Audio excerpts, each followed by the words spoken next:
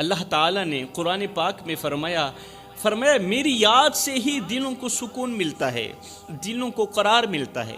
لیکن آج کا انسان سکون سوشل میڈیا پر تلاش کر رہا ہے، آج کا انسان سکون گانوں میں تلاش کر رہا ہے، شہرت اور دولت میں تلاش کر رہا ہے۔ کتنے نوجوان ایسے ہیں جنہیں یاد ہی نہیں کہ آخری بار اللہ کا نام کب لیا تھا، جنہیں یاد ہی نہیں کہ آخری بار اللہ کے حضور اپنا سر کب جھکایا تھا، جنہیں یاد ہی نہیں کہ آخری بار نماز کب پڑھی تھی، اللہ کو راضی کب کیا تھا، نیکی والا کام کب کیا تھا۔ یہ وہ نوجوان ہیں جن کی دعاؤں میں دنیا ہے، رب نہیں ہے، ان کی دعاؤں میں پیسہ ہے، اللہ نہیں ہے، جن کے دل خوف خدا سے خالی ہیں، جن کی راتیں بے حیائی کی نظر ہو چکی ہیں اور ان کے دن نیند میں گزر جاتے ہیں، راتیں غفلت میں گزر جاتی ہیں۔ جوانوں، رمضان میں جو تھوڑی سی روشنی ہمارے دلوں میں آئی تھی، کیا ہم اسے بجھنے دیں گے؟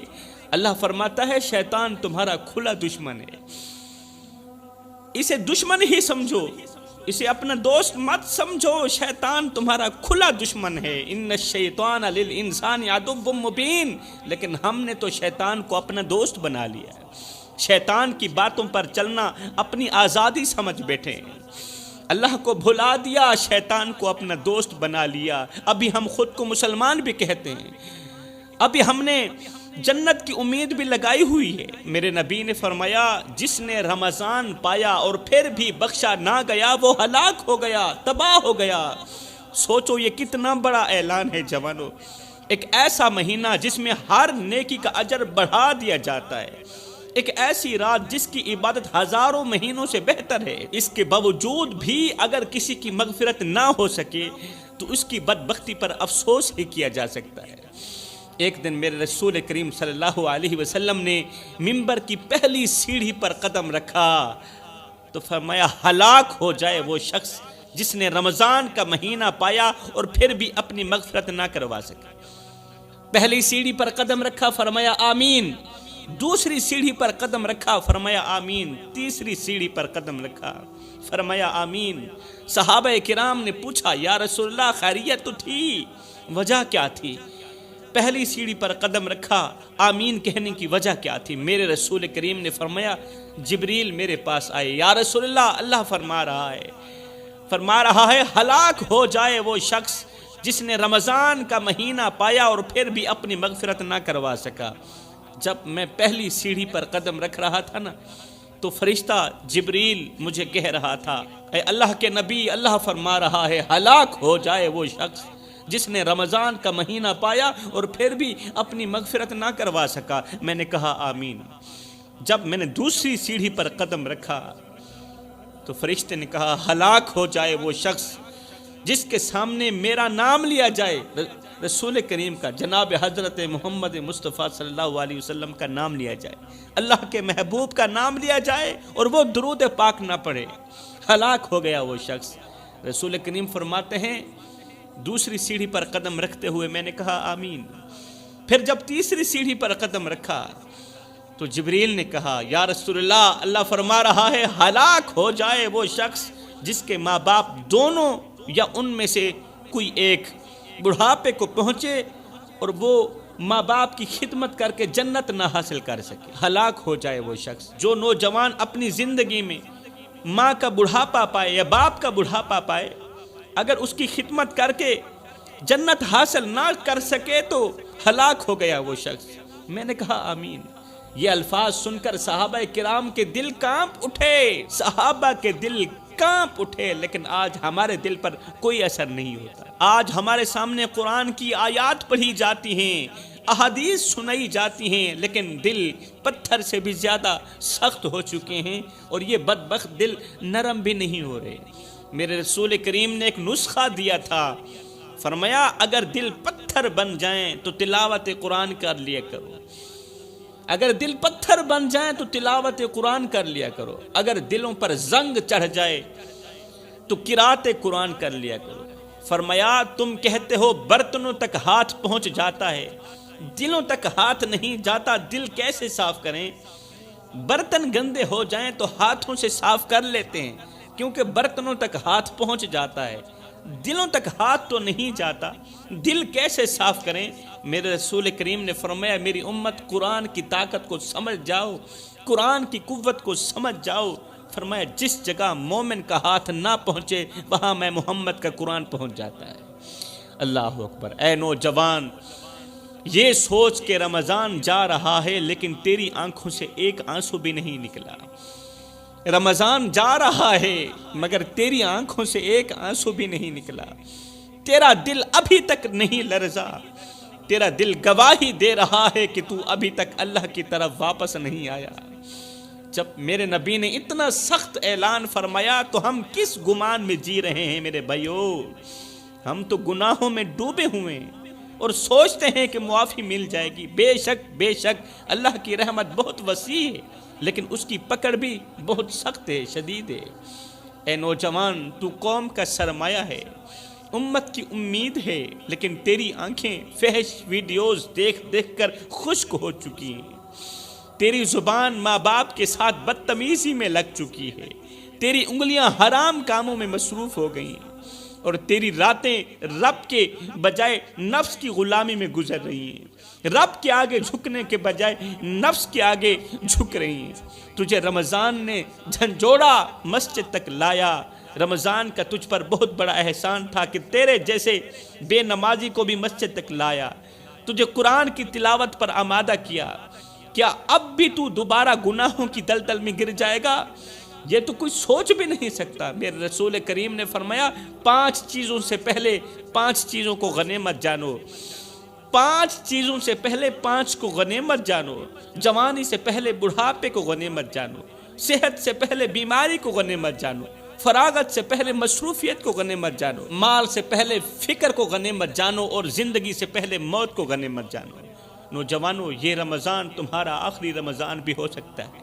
موت کا کوئی وقت نہیں ہے لیکن حساب یقینی ہے۔ اللہ اکبر۔ موت یقینی ہے، آئے گی ضرور، حساب ہوگا ضرور۔ جوانوں، عید کا دن تھا، مدینے کی فضا خوشیوں سے مہک رہی تھی، بچے نئے کپڑوں میں خوشیاں منا رہے تھے، کھیل رہے تھے، ہنس رہے تھے، لیکن انہی خوشیوں کے درمیان ایک یتیم بچہ گلی کے کونے پر بیٹھا تھا۔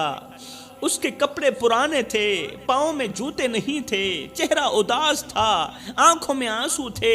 وہ خاموش بیٹھا سب کو دیکھ رہا تھا، کیونکہ اس کی ماں بھی مر گئی تھی، اس کا باپ بھی مر گیا تھا۔ جن کے ماں باپ مر جائیں نا، پھر ان کے بچے یتیموں کی سی زندگی گزارتے ہیں، ان کے بچے دوسروں کے اترے ہوئے کپڑے پہنتے ہیں، ان کے بچے دوسروں کا بچا ہوا کھانا کھاتے ہیں۔ یہ یتیم بچہ سب بچوں کو حیرانی کے عالم میں دیکھ رہا تھا اور رو رہا تھا۔ عین اسی لمحے میرے رسول کریم صلی اللہ علیہ وسلم کا وہاں سے گزر ہوا۔ آپ نے وہ منظر دیکھا تو رک گئے، اس یتیم بچے کے پاس گئے، نرمی سے پوچھا، بیٹا تم کیوں رو رہے ہو؟ کیوں رو رہے ہو؟ کسی نے مارا ہے؟ تجھے پیاس لگی ہے پانی دوں؟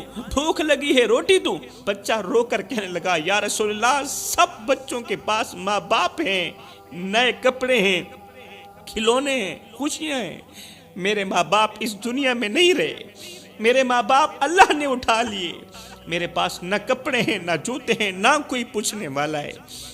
یہ الفاظ سننے ہی تھے کہ رسول کریم صلی اللہ علیہ وسلم کی آنکھیں چھم چھم برسنے لگی۔ میرے رسول کریم صلی اللہ علیہ وسلم سے رہا نہ گیا، میرے رسول کریم نے اس یتیم بچے کو اپنے ہاتھوں سے اٹھایا، سینے سے لگایا اور ساتھ میں فرمایا، بیٹا کیا تم پسند کرو گے کہ محمد تمہارا باپ بن جائے اور عائشہ تمہاری ماں بن جائے؟ یہ وہ لمحہ تھا جب یتیمی ختم ہو گئی تھی، محرومی ختم ہو گئی تھی، رب کی رحمت نے گود میں جگہ دے دی تھی اور عید کی خوشی مکمل ہو گئی تھی۔ رسول کریم صلی اللہ علیہ وسلم اس بچے کو اپنے گھر لے گئے، اسے کپڑے پہنائے، کھانا کھلایا، کھلونے دیے اور سب بچوں کے ساتھ خوشی میں شریک کیا، اور پھر وہ بچہ ہمیشہ کے لیے میرے رسول کریم کی خدمت میں رہا۔ میرے بھائیو، اگر ہم چاہتے ہیں کہ اللہ ہم سے راضی ہو، اگر ہم چاہتے ہیں کہ ہم نبی کے بالکل قریب ہو جائیں، تو کسی یتیم کے سر پر محبت بھرا ہاتھ رکھنا ہوگا، کسی غریب کا سہارا بننا ہوگا، کسی روٹھے ہوئے دل کو خوش کرنا ہوگا، کیونکہ نبی کی سیرت کا بھی یہی پیغام ہے اور یہی عید کا اصل مقصد ہے۔ اگر آج تم نے کسی یتیم کو ہنسا دیا، کسی بیوہ کا دل خوش کر دیا، کسی غریب کی مدد کر دی، تو سمجھ لو تم نے عید کو سچ میں عید بنا دیا۔ قیامت کے دن سب لوگ معاف کر دیے جائیں گے جوانوں، مگر 3 لوگوں کو اللہ تعالیٰ کبھی بھی معاف نہیں کرے گا۔ قیامت کے دن سب لوگ معاف کر دیے جائیں گے، مگر 3 لوگوں کو اللہ تعالیٰ کبھی معاف نہیں کرے گا۔ پہلا وہ شخص جو ماں باپ کا نافرمان ہوگا، وہ ماں جس نے درد برداشت کیے، راتوں کو جاگی، تمہیں پالا، تمہارے لیے دعائیں کی، اور وہ باپ جس نے دن رات محنت کر کے تمہیں زندگی کے ہر موڑ پر سہارا دیا۔ اگر انہی کو تم نے نہ دیکھا، ان کی نافرمانی کی، ان کے دل توڑے، تو سن لو اللہ تعالیٰ خود فرماتا ہے ماں باپ کی نافرمانی کرنے والے کی نماز قبول نہیں ہے۔ نہ نماز قبول ہے، نہ روزہ قبول ہے، نہ ہی تو کوئی عبادت قبول ہے۔ وہ جتنی چاہے نیکیاں کر لے، جب تک ماں باپ راضی نہیں ہوں گے اللہ بھی راضی نہیں ہوگا۔ فرمایا دوسرا وہ بدقسمت شخص جو اللہ کے ساتھ شرک کرتا ہے، یعنی کسی اور کو اللہ کے برابر سمجھتا ہے، چاہے وہ کسی قبر سے دعا مانگے، کسی پیر کو مشکل کشا کہے، یا کسی اور کو سجدہ کرے۔ اللہ تعالیٰ نے صاف الفاظ میں فرما دیا کہ میں ہر گناہ معاف کر سکتا ہوں، مگر شرک کبھی بھی معاف نہیں کروں گا۔ لوگ قبروں میں جا کر دعائیں مانگتے ہیں، اے قبر والے ہمیں یہ بھی دے دے، ہمیں وہ بھی دے دے، ہماری ہر حاجت پوری فرمانا۔ یہ شرک ہے میرے بھائی، اللہ سے مانگنا ہے۔ قبروں پر جائیں لیکن ان کی بخشش کے لیے دعا کریں، فاتحہ پڑھیں، ان کے مقام کی بلندی کے لیے، ان کے درجات کی بلندی کے لیے دعائیں مانگیں۔ اللہ تعالیٰ ہر ایک گناہ معاف کر دے گا، مگر شرک والا گناہ کبھی بھی معاف نہیں کرے گا۔ اور تیسرا وہ ظالم انسان جو دوسروں کا حق کھاتا ہے، یتیموں کا مال دبائے بیٹھا ہوتا ہے، بیواؤں کو دھوکہ دیتا ہے، غریبوں پر ظلم کرتا ہے، اپنے اقتدار یا طاقت کے نشے میں کمزوروں کو روندتا ہے۔ اللہ تعالیٰ فرمائے گا آج میں ظلم کرنے والوں کا دشمن ہوں، نہ انہیں بخشوں گا، نہ ان کی کوئی سفارش قبول ہوگی۔ فرمایا یہ 3 لوگ قیامت کے دن اللہ کی نظر رحمت سے محروم ہوں گے، ان کے لیے نہ کوئی عذر ہوگا، نہ کوئی بہانہ، نہ کوئی سفارش کام آئے گی۔ اور سنو جوانو، کیا تم جانتے ہو دنیا میں 3 لوگ ایسے بھی رہتے ہیں جنہیں دیکھ کر میرا اللہ مسکراتا ہے؟ اندازہ لگاؤ کتنے خوش نصیب ہوں گے وہ لوگ جن پر رب مسکراتا ہے، اور وہ مسکراہٹ جو اس کی شان کے لائق ہے، جو نور سے بھری ہوئی ہوتی ہے، محبت سے لبریز ہوتی ہے۔ وہ کون سے خوش قسمت لوگ ہیں؟ فرمایا نمبر 1 وہ بیٹا جو ماں باپ کے قدموں میں اپنی خواہشیں قربان کر دیتا ہے، جو ماں کے چہرے پر ہلکی سی مسکراہٹ لانے کے لیے اپنی نیند، اپنا سکون سب کچھ چھوڑ دیتا ہے، قربان کر دیتا ہے، جس کے سجدے ماں کی دعاؤں کے ساتھ جڑ کر عرش تک پہنچتے ہیں۔ اللہ اکبر۔ فرمایا نمبر 2 وہ عالم دین جو لوگوں کو اللہ سے جوڑنے میں لگا رہتا ہے، اس کو بھی اللہ تعالیٰ دیکھ کر مسکراتا ہے، جس کی زبان سے نکلے ہوئے الفاظ دلوں کو ہلا کر رکھ دیتے ہیں۔ اللہ اکبر۔ جو علم کے ذریعے روشنی پھیلاتا ہے اور دین کی اشاعت کرتا ہے، ہر وقت نبی کے دین کو پھیلانے میں لگا رہتا ہے۔ فرمایا یہ بیٹھا زمین پر ہوتا ہے، اس کا چرچہ عرش بری پہ ہو رہا ہوتا ہے۔ اللہ اکبر۔ فرمایا نمبر 3 وہ اللہ کا ولی جو دنیا کی رونقوں سے ہٹ کر تنہائیوں میں اپنے رب کو پکار رہا ہوتا ہے۔ یہ وہ ہوتا ہے جسے دیکھ کر میرا اللہ مسکرا رہا ہوتا ہے۔ جوانوں کبھی بھی ان 3 لوگوں کا دل مت دکھانا، ورنہ یاد رکھنا تم مارے جاؤ گے، تم تباہ ہو جاؤ گے، کیونکہ یہ وہ لوگ ہوتے ہیں جنہوں نے اپنی ہمت سے زیادہ زخم کھائے ہوتے ہیں۔ یہ وہ لوگ ہوتے ہیں جو روز بکھرتے ہیں، روز جیتے ہیں اور کسی کو خبر تک نہیں ہونے دیتے۔ یہ وہ لوگ ہوتے ہیں جو اندر سے مر چکے ہوتے ہیں، بس کسی کی خاطر سانسیں لے رہے ہوتے ہیں۔